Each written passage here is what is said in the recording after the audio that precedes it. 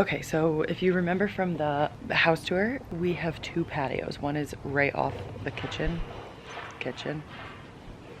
patio, and then one is between the house and the garage. That one we have set up as the fire pit area, and this one is going to be like the dining area. So we finally bought a table. We got the 8-person extendable wooden table.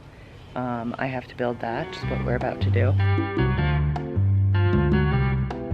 But what I didn't know, and I do love, is that all the chairs came like pre-assembled and you just took them out of the box and unfolded them. So that was super easy. And according to the directions, it looks like I'm just building the frame and the legs. So I don't think that that's gonna be too hard. It is really heavy, so I will need Blake's help with the final assembly, but like actually building out the legs, I think it's gonna be fine. We did order the 8-piece and they only sent us 6 chairs, so unclear on the other 2.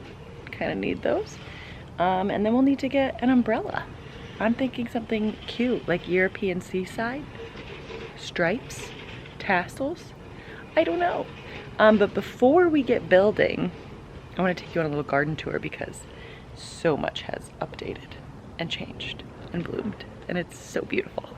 Okay, so starting over here, for the longest time, these were just like leafy little bushes and I had no idea what they were. But look at them, they just started blooming this week. And there's 4 of them. This one, and this one, and this one. It's so interesting to me because like these 2 on the ends are so much bigger. Like they were all planted at the same time. So what am I doing wrong with this one that it's so much smaller? Don't know. Moving on. The vegetable boxes are really flourishing. I got new herbs this week, so I need to put these 2 in pots. But we've got our basil. I finally separated all of my tomato plants because my mom was like, they're gonna get blight. You need to separate them, so I did. So these 2 are tomatoes. They're all rainbow tomatoes, so they'll be like, you know, golf ball sized at their biggest, and they'll be red, orange, and yellow.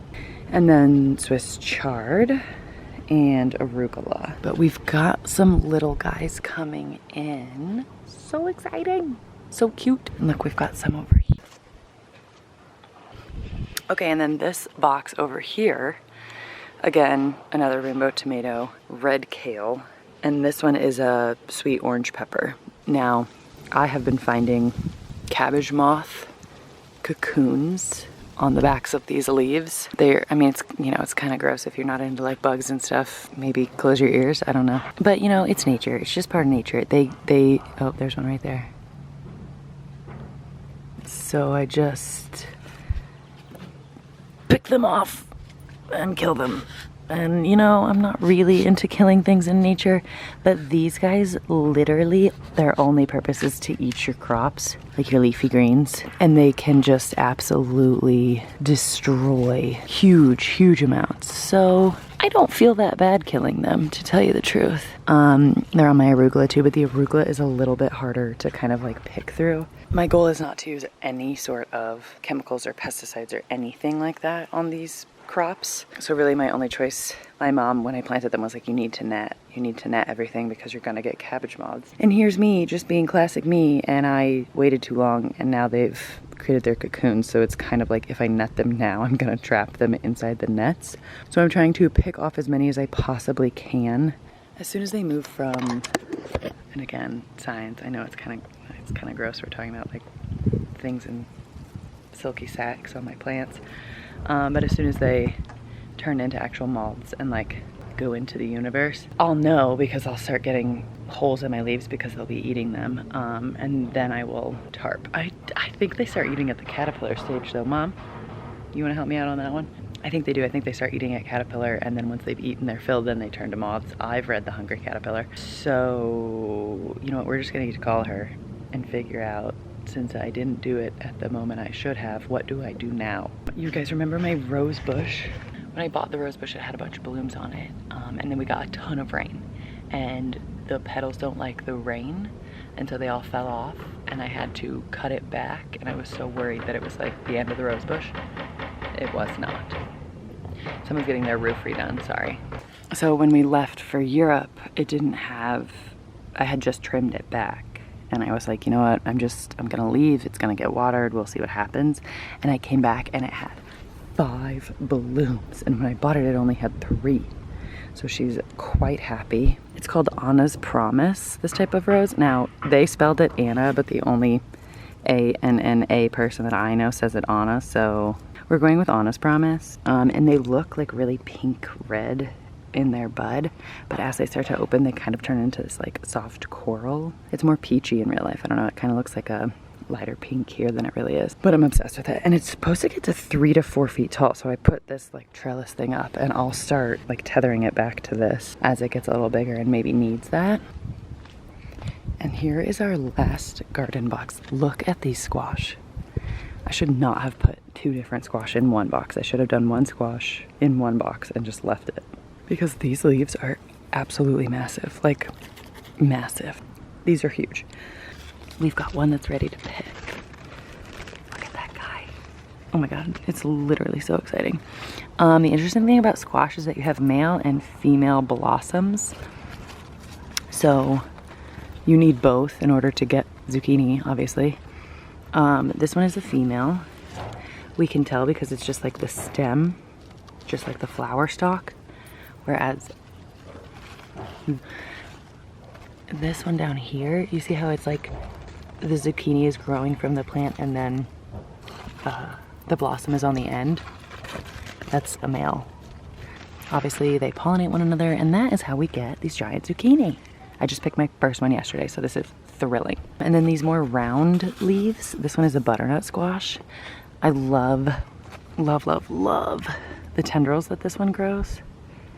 So this one, they both are climbers. This one has been vining in a crazy way, so my plan is to kind of train it back towards the fence line and build like, you know, a foot off the ground, a lateral trellis, so that it has somewhere to send these vines, because right now I think it's just kind of like, what are we doing?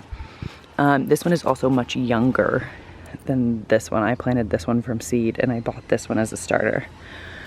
So I would imagine this one's like a month probably behind this one in maturity.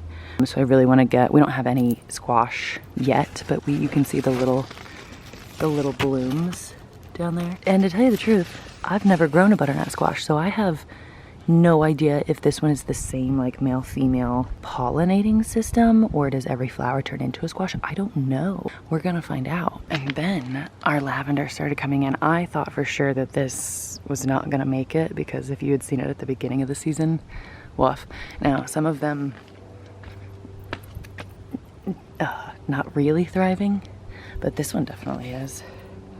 So I might, you know, give this one to the end of the season, and then next season maybe plant a new one. Okay, also, so these 3 dead bushes, we had 3 here and 3 there.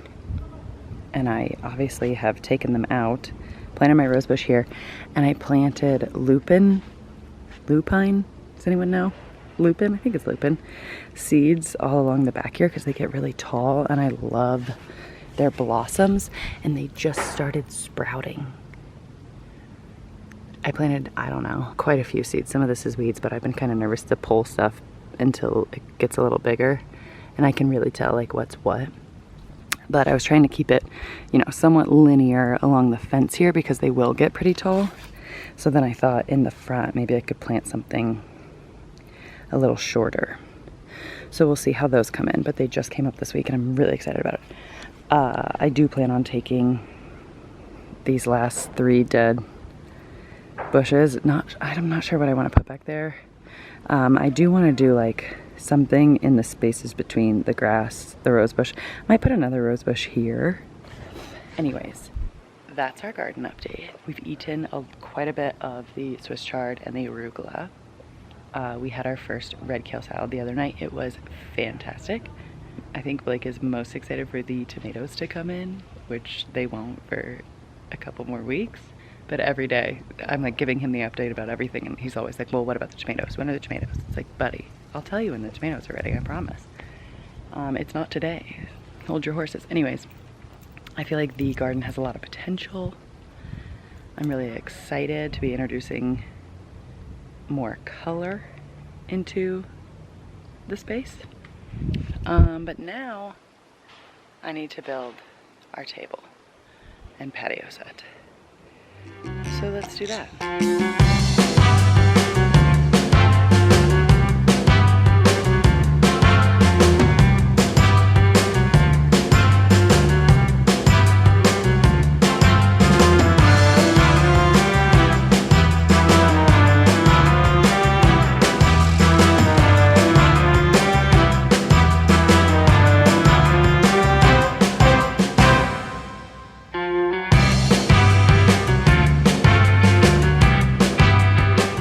Put one of the legs on backwards. I gotta start over.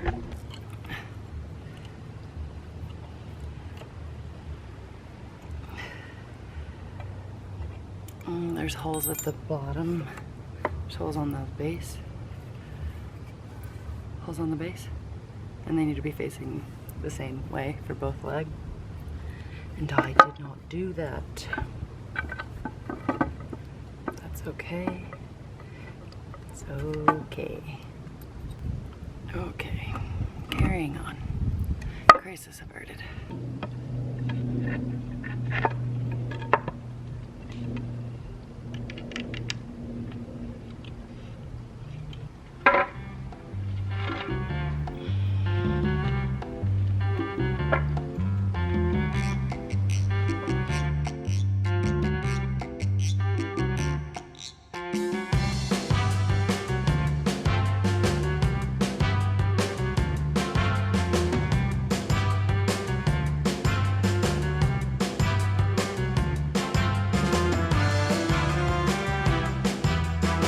Okay, so we just need to, we'll just lay it upside down on the ground.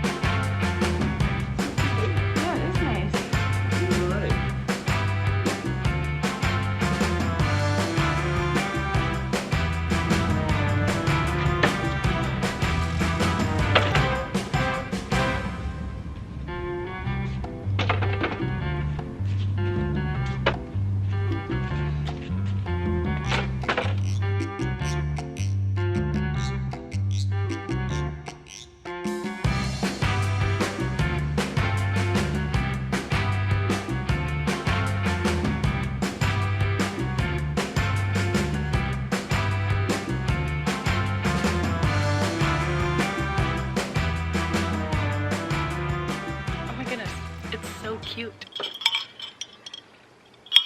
I don't have any sunscreen on and it is hot. That was a mistake.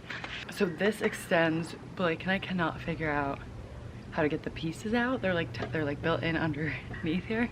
I also haven't read the manual. Obviously, did anyone expect me to? No. So I guess I have to do that because we cannot figure out how to actually extend it, and it has like a thing for an umbrella. We're gonna need that umbrella. But for now, it's really cute.